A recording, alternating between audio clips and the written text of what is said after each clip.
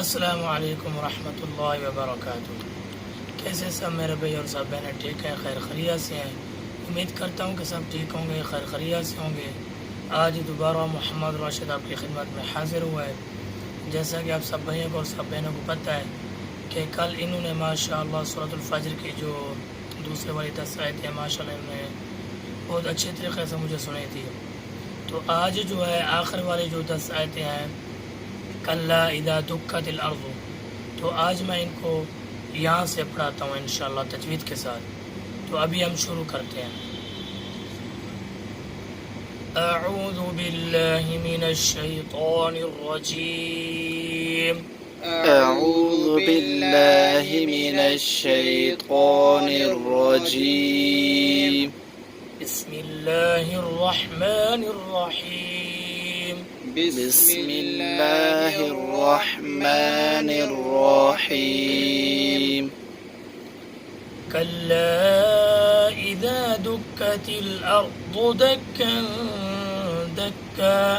كلا إذا دكت الأرض دكا دكا وجاء ربك والملك صفا صفا وجاء ربك والملك صفا صفا وجيء يومئذ بجهنم وجيء يومئذ بجهنم يومئذ يتذكر الإنسان وأنى له الذكرى يومئذ يتذكر الإنسان وأنى له الذكرى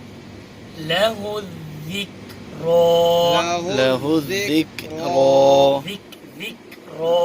ذكرى يقول يا ليتني قدمت لحياتي يقول يا ليتني قدمت لحياتي فيومئذ لا يعذب عذابه أحد فيومئذ لا يعذب عذابه أحد ولا يوثق وثاقه أحد ولا يوثق وثاقه أحد يا أيتها النفس المطمئنة يا أيتها النفس المطمئنة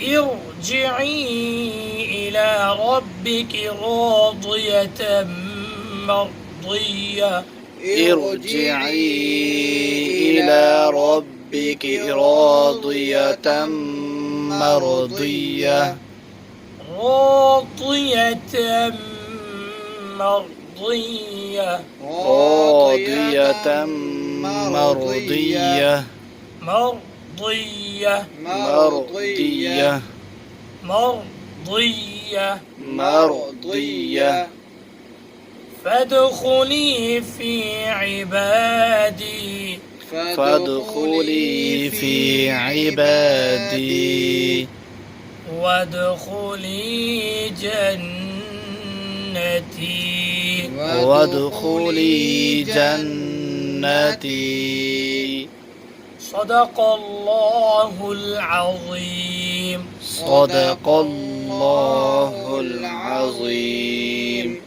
बहुत शुक्रिया जी। फिर इंशाअल्लाह मिलते हैं, तब तक के लिए इजाज़त। अस्सलामु अलैकुम व रहमतुल्लाहि व बरकातुहू।